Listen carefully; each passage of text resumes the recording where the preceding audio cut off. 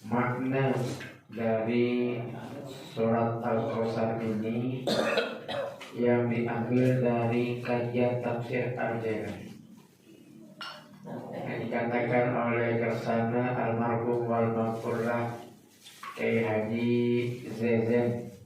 Zainal Abidin Bashir Ash'ab, jika tafsir Jailani ini boleh dikatakan tafsirnya alam lahut, tanpa mengurangi rasa hormat kepada tafsir yang lain. Beliau katakan tafsir selain tafsir Jailani adalah tafsirnya alam malakut. Kenapa demikian? Karena kajian dari tafsir Jailani ini adalah kajian dari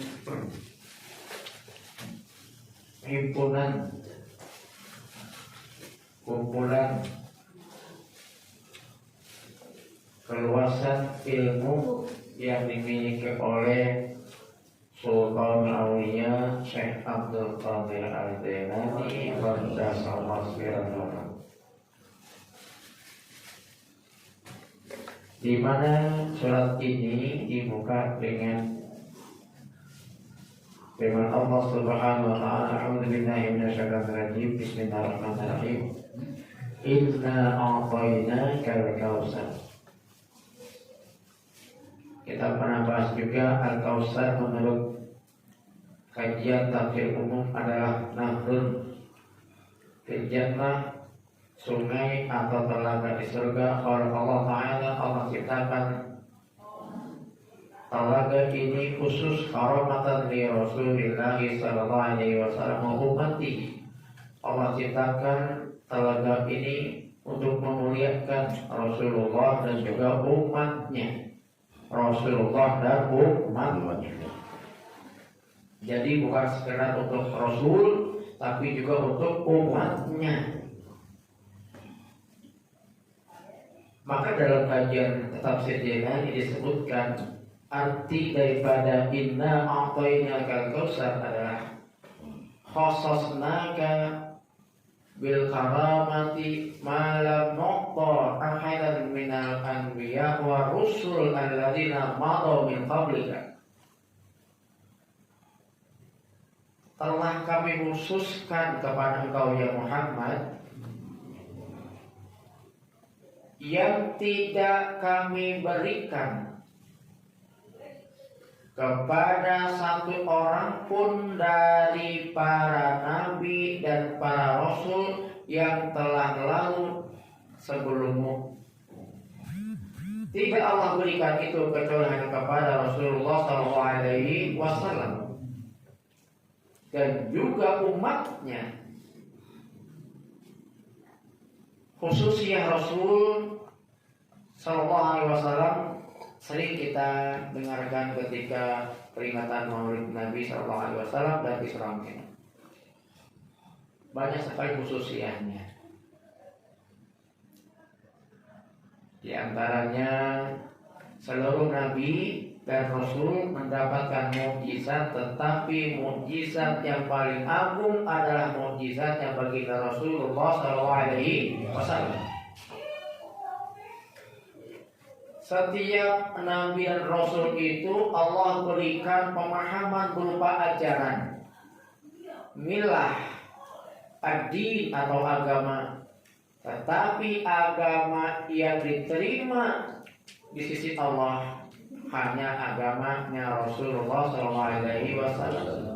Hanya agama yang dibawa oleh Rasul SAW. Inna dina indallahil Islam. Wa may yabtaghi ghayra al-islami dinan fala yuqbal min wa huwa bil akhirati minal khasirin. Sesungguhnya agama di sisi Allah hanya agama Islam. Dan barang siapa yang memeluk agama lain selain Islam, fala yuqbal min, tidak akan diterima amaliyahnya, nggak akan diterima ibadahnya, nggak diterima imannya sekalipun. Wa huwa bil akhirati minal khasirin, dan dia termasuk nanti di akhirat golongan orang-orang yang merugi. Setiap nabi dan rasul Allah berikan cobaan, ujian. Tetapi ujian dan cobaan yang paling berat adalah ujian dan cobaan yang diberikan kepada Rasulullah SAW. Beliau mendapat gelar Habibullah, kekasihnya Allah. Dan namanya itu termaktub di aras kalimatul la ilaha illallah Muhammadur Rasulullah. Dan bahkan dalam kitab Qatul Gois bahwasannya ketika Allah dalam kesendirian, belum ada apapun, belum ada alam semesta, hanya Allah yang Maha Tunggal. Yang pertama kali Allah ciptakan itu adalah nur. Apa itu nur? Cahaya. Dan dari nurnya ini Allah ciptakan nurnya Rasulullah Muhammad SAW. Dari nurnya beliau itu Allah ciptakan semesta alam. Di seluruh alam semesta ini, langit, bintang, matahari, bulan, semuanya itu, gunung, pohon, semuanya adalah merupakan dari nurnya Muhammad SAW. Sungguh luar biasa khususnya. Setiap nabi Allah berikan kalimat tauhid, la ilaha illallah. Abdullu ma qultu ana wa nabiyyuna min qabli la ilaha illallah. Semua nabi Allah kasih kalimatul la ilaha illallah. Tetapi kalimat ini yang paling abadi sampai akhir zaman adalah kalimat la ilaha illallah yang diberikan kepada baginda Rasul sallallahu alaihi wasallam. Ada umatnya Nabi Isa yang zikir la ilaha illallah. Padahal Nabi Isa alaihissalam itu pun zikirnya la ilaha illallah. Ada umat Nabi Musa yang zikir la ilaha illallah. Padahal Nabi Musa itu pun zikirnya la ilaha illallah. Maka yang disebut Allah tadi, inna a'tainakal kautsar, dan tafsir Jailani, khassasnaka malam nuqta ahadan minal anbiya wa rusul alladzina madu min qablika adalah kalimat la ilaha illallah yang nanti akan diturunkan kepada umatnya.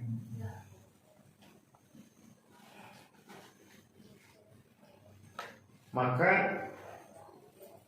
kelebihan agama Islam dibandingkan dengan yang lainnya adalah dalam Islam ada yang namanya sanad yang tidak dimiliki oleh agama lain. Apa itu sanad? Ketersambungan ilmu, ketersambungan amal ibadah kepada sumbernya, yaitu Rasulullah Muhammad SAW. Mata rantai sanad itu, mata rantai yang nanti akan tersambung kepada sumbernya, yaitu baginda Rasulullah Muhammad SAW. Nah, bukti ada sanad itu adanya ijazah. Ijazah. Diijazahkan. Maka tidak heran dalam Islam itu orang yang mencari ilmu hadis, muhaddisin itu mendapatkan ijazah dari gurunya. Gurunya dari gurunya. Terus nanti tersambung kepada Rasulullah SAW. Qiraah pun ada ijazahnya, qiraah.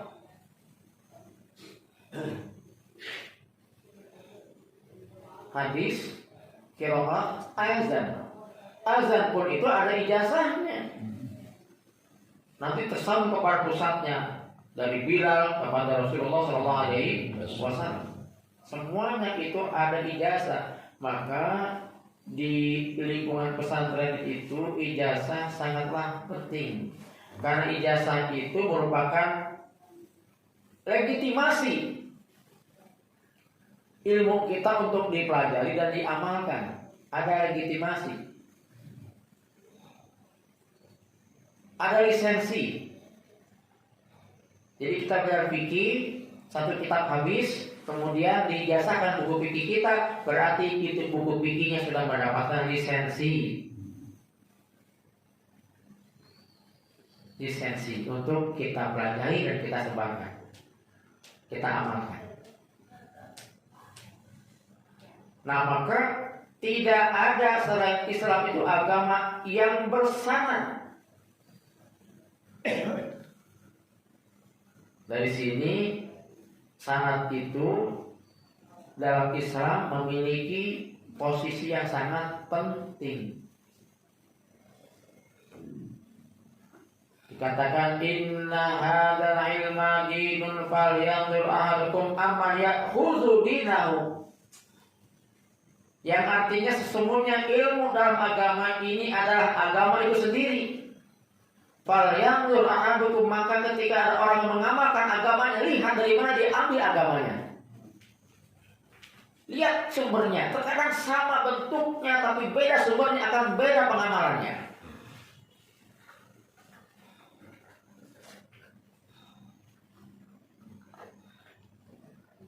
Ada sebagai contoh untuk memudahkan bukti daripada pentingnya falyanzur ahadukum amman ya'khudhu dinahu itu adalah ketika kita belajar agama. Kita belajar agama dari orang yang salah menafsirkan agama itu, maka akan salah juga agama kita. Ada begitu? Ada. Yang dipakai Al-Quran, betul dipakai Al-Quran. Terkadang ada hadis di situ yang sampaikan, tetapi isinya selalu mengajak berontak kepada negara misalnya. Ada begitu? Ada. Maka dalam pikirannya adalah jihad, ngebom gereja sana sini bikin. Karena apa? Salah sumber daripada ilmu agamanya. Maka dikatakan falyanzur, antara ilmu dan agama itu adalah juz'un la yatajazza, bagian yang tidak terpisah-pisahkan satu dengan yang lain. Seperti jasmani dan ruhani, seperti jiwa dan raga. Nah, makanya itu dibutuhkan syarat di situ. Nah, amaliyah kita pun itu bersanad, ada ijazahnya yang kita sebut dengan talqinul zikri atau baiat, itu istilah saja. Sesungguhnya amaliyah kita itu adalah bersanad yang mata rantainya bersambung kepada baginda Rasulullah SAW.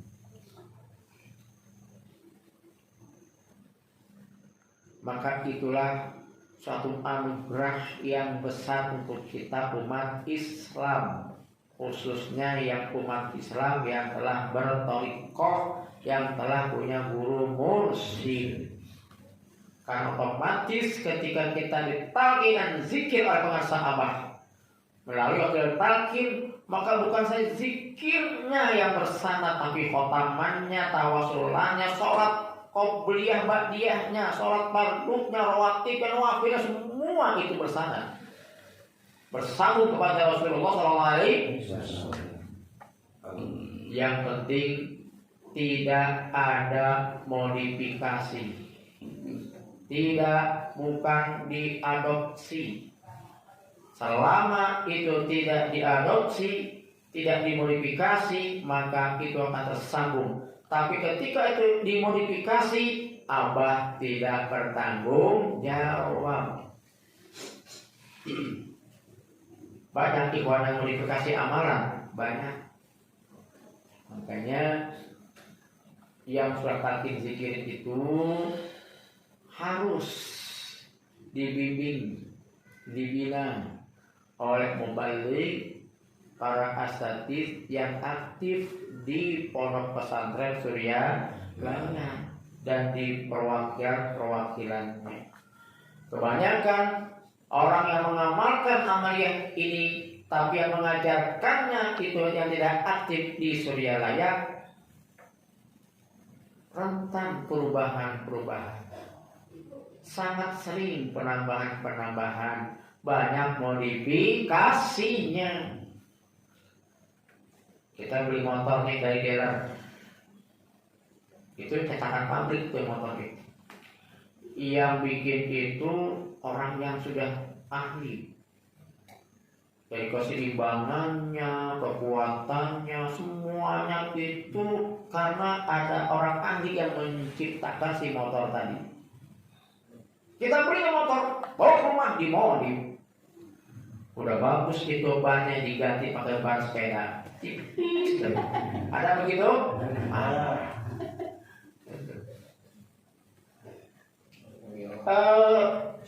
Knalpotnya itu sudah bagus. Diganti dengan racing. Terkadang diganti dengan pipa. Ada yang begitu? Bodinya sudah bagus, dipretelin ke bodi seperti kurusan motor. Dipretelin ke bodi. Kalau sudah begitu, khawatir jadi tidak aman ya makanya. Bayangkan kalau motor seberat itu bannya ban sepeda. Ya begitu. Atau diceperan, ceper. Setiap ada itu diangkat ya, turun. Aneh Pak. Itu motor itu kan digunakan untuk alat transportasi, untuk memudahkan transport dan juga memotong waktu tempuh, jarak tempuh. Sekarang kalau motor itu dimodif diceperkan itu motor, setiap ada gejolak itu dia turun, diangkat, kapan nyampe ya coba? Karena modifikasi dianggapnya bagus, padahal sebaliknya sama dengan amaliyah pun demikian, banyak modifikasi, dirubah sana sini, padahal yang membuat amaliyah ini bukan sembarangan orang.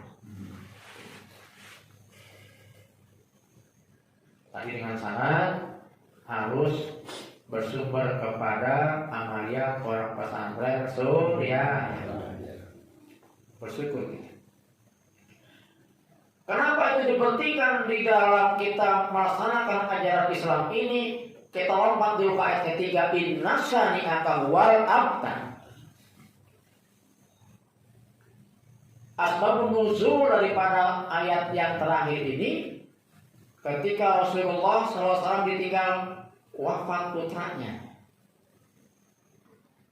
Ketika putranya itu meninggal dunia, banyak orang yang mencaci maki beliau, innahu wal abtar, terputus sudah keturunannya. Kan gitu bangsa saja. Kita punya anak nih, apalagi satu-satunya anak kita. Qadarullah anaknya meninggal dunia, kan terputus kan kita. Tidak ada keturunan lagi ya, betul ya? Kalau orangnya 4, 5 masih ada cadangan tuh. Ada bolak juga cadangan. Tapi kalau anaknya 1, kemudian dia meninggal dunia, kan terputus sudah nasab kita, betul ya? Kalau di dalam suku Batak itu yang saya tahu ya, marga itu mengikuti bapaknya. Kalau tadi bapaknya utang subut, berarti anaknya utang subut, betul ya Bang Satria? Tapi ketika ibunya itu Siregar, ibu Siregar kawin dengan bapak utang subut, anaknya ya utang subut bukan Siregar, betul ya? Jadi kalau nanti ada satu keluarga yang anaknya Siregar perempuan semua, itu maka tidak akan turun ke marga Siregar, betul ya? Itu akan ikuti marga suaminya. Bagaimana kalau seandainya dari atas Siregar semua perempuan terputus Siregar habis tuh? Maka abtar. Inna syani'aka wal abtar, terputus. Al-maktu, terputus.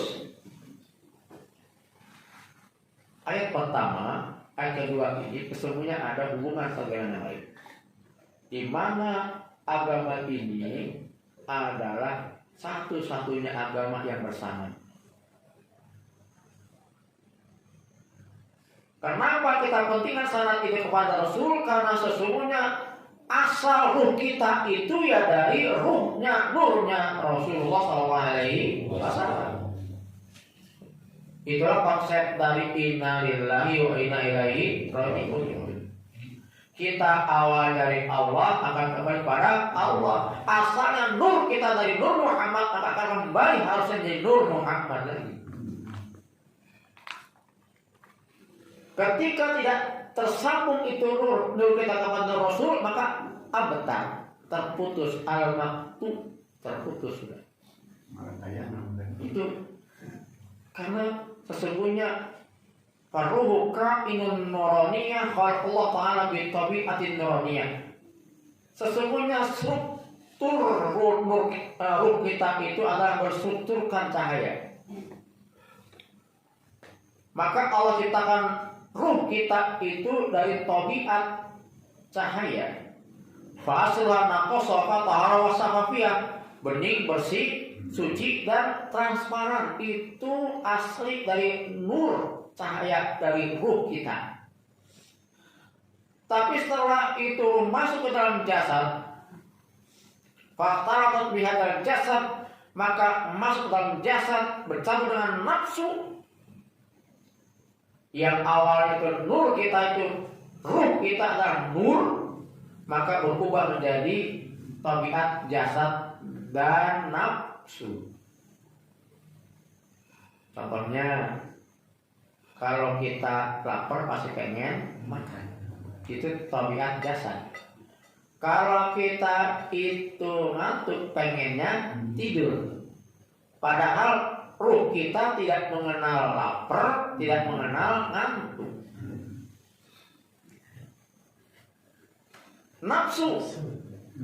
Kita lapar pengen makan, makannya pengen yang enak. Pilih-pilih. Mual sate mah bosan, bandeng enak. Sayurna sayur asem, sambalnya, lalapnya. Kita pilih, itu kan nafsu sebenarnya. Bagus, bagus. Kalau nggak nafsu nggak akan bisa makan. Ruh kita makan enggak. Ruh kita itu ingin memilih antara bandeng dengan sate enggak. Makan juga enggak. Tapi karena masuk ke dalam jasad, maka itu berubah tabiatnya menjadi tabiat jasad dan juga nafsu. Iya, kalau masih makan dan minum, tidur saja. Kalau yang lain, yang arahnya maksiat kepada Allah, naudzubillah min dzalik.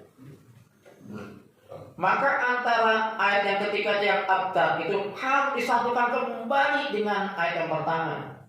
Inna a'tainakal kautsar. Bagaimana ruh kita itu kembali menyambung kepada asal ruh kita dengan sanad. Maka yang menyambungkan nanti antara ayat 1 dan kedua adalah la ilaha illallah yang ditalkinkan itu. Maka ketika tadi Allah berikan khususiyah berupa sanad, kemudian ini terputus, kita sambungkan kembali. Syaratnya adalah dum ala tawajuh nahwahu wa akhis fihi wastaqim alaihi. 3 syaratnya, harus dawam, ikhlas dan istiqomah. Itu syaratnya. Kalau nggak begitu akan terputus selamanya.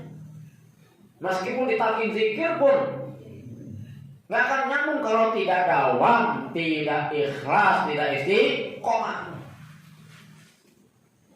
Talkin nih bagus, alhamdulillah talkin.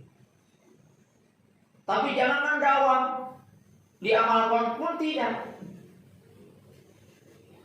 Nggak diamalkan, talkin saja, sekadar ingin tahu. Pengen tahu kayak apa sih orang talkin itu. Setelah beres, cuman begitu aja talkin. Udah, sekedar ingin tahu saja. Atau ada lagi orang yang talkin zikir takut dengan talkinnya. Ada yang begitu, ada apa? talqin zikir, ikut dia. Khusus ikut talqin zikirnya. Ketika talqin zikir, dia gak amalkan. Kenapa? Takut nanti kalau diamalkan jadi apa tuh kalau istilah dulu ilmu hikmah itu berbalik kepada dirinya. Kualat. Jadi gak diamalkan. Kenapa? Takut kualat kalau gak diamalkan. Ada yang begitu. Ada yang ditalqin zikirnya dia khusyuk, tapi dia konsultasinya kepada ustaz yang celananya agak tinggi dikit. Ayo. Ya. Sudah benar talqin zikir, tapi dia itu konsultasi bukan kepada ustaz yang sejalur, tapi kepada ustaz yang memang beda jalurnya. Ya habis dibid'ahkan. Bid'ah tuh. Terangkat. Takut dia akhirnya keluar lagi. Ada begitu? Ada. Ada yang talqin zikirnya itu karena tidak ikhlas. Dia tuh ingin talqin zikirnya biar itu maju usahanya, bertambah rezekinya. Tapi ketika talqin zikir itu makin bagus usahanya, keluar dia. Hah? Talqin zikir makin susah. Begitu kan? Ada begitu? Ada. Belum dakwah itu belum, masih talqin. Maka orang sudah talqin zikir sebenarnya dia sudah menggabungkan ayat 1 dan ayat 3, tapi tidak dakwah. Menghubungkan ayat pertama dan ketiga itu sudah benar dia, sudah talqin zikir, berarti sudah tidak maktub, tidak abtar lagi. Tapi sayang tidak laksanakan 3 itu, dakwah, ikhlas dan istiqomah. Kita bahas dakwah itu dilaksanakan secara kontinu, terus menerus. Kalau istiqomah itu komitmen. Apa itu? Komitmen, prinsip, keyakinan. Kalau orang sudah mengatakan tidak apa itu istiqomah itu, ya enggak tangan saya itu tidak laku karena keanginan, tidak basah karena kehujanan. Itu istiqomah. Dia megang komitmen, keyakinan, prinsip. Yang tadi itu Tuhan saya sudah mencontohkan arti istiqomah itu. Ala sidqi wa makazitu qoftu. Itu komitmen dia dari ibunya. Dalam apapun keadaannya itu, meskipun rampok yang nanya, dia akan jawab katakan begitu. Padahal kata rampok, jangan 40 dinar, 1 dinar juga kalau belum ditakol akan jujur. Begitu kan? Orang bisa begitu, dia punya komitmen. Kuat prinsip keyakinannya. Dakwah terus menerus, terkadang itu akan jatuh mental ketika dihadapkan satu yang tidak dia sadari. Goyang. Mungkin kita semua menghadapi itu ketika awal talqin zikir. Talqin zikir kita goyang, diuji kita, kembali lagi kita amalkan. Sekarang kita amalkan, goyang lagi. Dari istri kita, anak kita, tetangga kita, mertua kita, dari mana pun terkadang kita goyang. Tapi terus kita amalkan. Karena ada komitmen di situ. Ada komitmen, ada prinsip di situ. Nah, komitmen itu akan muncul ketika dia dakwahnya dikuatkan dengan namanya ikhlas. Dakwah dikuatkan dengan ikhlas, itu akan muncul namanya istiqomah, komitmen dia dalam beramal. Maka orang yang komitmen itu Allah jadikan innal ladzina qalu rabbuna Allah tsumma istaqamu tatanazzalu 'alaihim malaikatu alla takhafu wa la tahzanu wa abshiru bil jannati allati kuntum tu'adun. Semuanya orang yang qalu rabbuna Allah mengatakan Tuhanku Allah tsumma istaqamu, kemudian dia komitmen dia itu. Meskipun sampai diancam dibunuh misalnya pun tetap Allah. Komitmen yang kuat. Maka Allah jadikan tatanazzalu 'alaihimul malaikatu alla takhafu wa la tahzanu. Jangan kamu takut, jangan kamu sedih. Takut itu diartikan jangan takut menghadap masa depan, yaitu kematian. Jangan takut menghadapi kematian. Wala tahzanu, jangan sedih yang kau tinggalkan. Anak istri, keluarga, harta benda semuanya. Itu Allah jadikan. Wa absiru, dan berikan kabar gembira bil jannah, dengan surga allati kuntum tu'adun, yang Allah telah janjikan. Itu merupakan hadiah untuk orang istiqomah.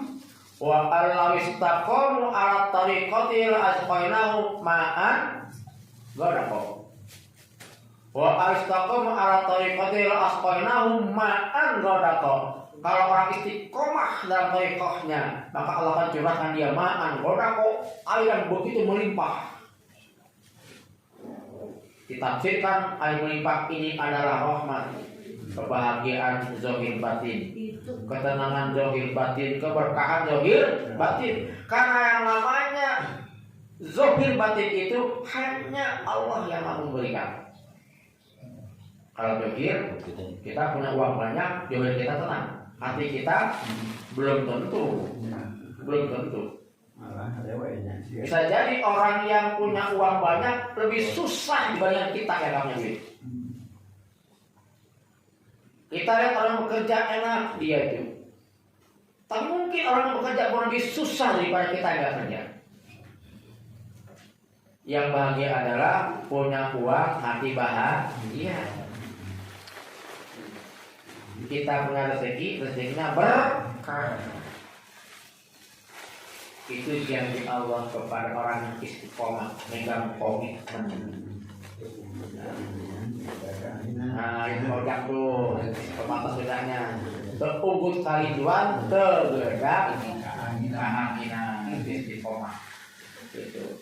Apapun yang terjadi, kita mah tetap ikhwan dan akhwat thariqah qadiriyah Naksabandiyah pesantren Suryalaya. Ya beginilah amalnya kita segini. Kalau nanti misalnya di masyarakat itu kita diminta untuk memimpin sesuatu, kalau toh kita modifikasi juga kan bukan amaliyah Suryalaya. Ini mah kalau sedang mengamalkan amaliyah Suryalaya dimodifikasi itu nggak boleh. Padahal masyarakat mah kumaha urusanna. Kan gitu ya kodangnya. Itu misalnya kita mimpin tawasul mirip dengan Suryalaya, teman-teman jangan protes. Gitu. Tapi kalau kita memodifikasi itu di luar amaliyah Suryalaya berarti bukan amaliyah Suryalaya. Tapi kalau gimana Ki? Misalnya lagi taman, ya seperti ini, tidak ada ketimpling. Gak ada positif, Qurannya gak ada terjemahan. Iwan mah kurang mantap Qurannya. Nanti terjemah. Mau paham orang mah gak apa-apa. Di kita mah manggil memang tidak ada terjemahan Qurannya. Atau jangan dibaca tarihnya atau lama. Quran tawasul mangkobah langsung atau gak bisa. Harus Quran, tarih, tawasul, mangkobah. Suratnya begitu. Aduh kalau begitu mas setelah makobah sebelum ceramah atau kita kesidahan dulu atau biar rame. Misalnya begitu ya nggak bisa bagaimana? Kalau kita bukan nggak maju kita setelah kita bukan syiar kita mah hikmah. Betul ya? Itu kita mah hikmah. Tapi di sana Pak Ustadz manakibnya begitu. Jangan dipikirkan itu bukan manakib Suryalaya. Kenapa aneh Pak Ustaz? Kenapa datangnya tabu sarapan? Saya dikir saya mana? Beliau datang tabu sarapan. Kemudian itu yang ceramahnya bukan Suryalaya. Misalnya begitu. Oh ya sudah, nggak usah bingung, itu bukan amalnya Suryalaya. Tapi kan bilang begitu kok ya gampang, mengklaim itu gampang. Kita bilang Pak, saya murid pengasah Pak Hanom, gampang kan? Tapi tidak murid, oh belum tentu. Mengaku murid mah gampang. Oh saya ini murid pengasah Abah, Gampang? Diaku? Belum tentu. Sama dengan, oh ini manakib Suralaya. Belum tentu itu manakib Surya. Karena semua pasti ada aturannya, Itulah yang disebut dengan istiqomah, komitmen. Dan keluar dari itu, maka Abah tidak bertanggung jawab, tidak apa-apa. Manakib di Pak Obay orang ini juga rutin, udah ada tambah lagi, misalnya begitu. Apa-apa. Tidak usah berpikir kita akan siar bikin tablik akbar atau Pak Obay, nggak usah. Aduh, kita ini kurang jemaah. Oh, ini banyak ini. Yang kelihatannya enggak, banyak lagi nih. Nggak usah terpikir, aduh kita kalau begitu nggak akan maju. Bukan itu barotan majunya ikhwan. Majunya itu adalah tempat ini dipakai manakibah, dipakai khotamah, dipakai zikir. Itu barometer majunya, bukan jumlahnya. Tapi Allah alam ketika nanti Allah ternyata setelah generasi kita ada anak cucu kita meneruskan kita di sini, kita tidak tahu. Kita ini sudah katakan sudah tua semua, sudah meninggal semua, anak kita, cucu kita. Semoga meneruskan kita di sini jadi pelestari amaliyah kita. Itu lebih penting daripada gebiar. Kalau datang malam itu, wah rame. 2 tahun hilang. Tuh. Jadi Abah lebih tahu dibanding kita. Maka ketika kita bilang kepada Abah, kita pengen nih bikin tablik akbar, ingin siar. Kata Abah mah gak usah, yang penting hikmatnya bukan siarnya. Itu. Yang penting komitmennya kita. Setiap orang pasti punya komitmen. Setiap orang pasti punya ujian atas komitmennya. Nanti itulah yang akan menjadikan nilai kita akan sama. Ditalkinnya sama, ikhwannya sama, hasilnya belum tentu sama. Nggak akan tentu sama. Tergantung kepada sekuat apa yang kita komitmen memegang teguh ajaran thariqah. Itulah kajian kita pada malam hari ini. Semoga manfaatannya dan juga keberkahannya, dan semoga kita senantiasa diberikan Allah dawam istiqomah dalam melaksanakan amal yang thariqah qauliyah natabadiyah orang pesantren Berjaya, dan kita diaku murid oleh pengasah Abah Amin Allah Herobar dan Assalamualaikum warahmatullahi wabarakatuh.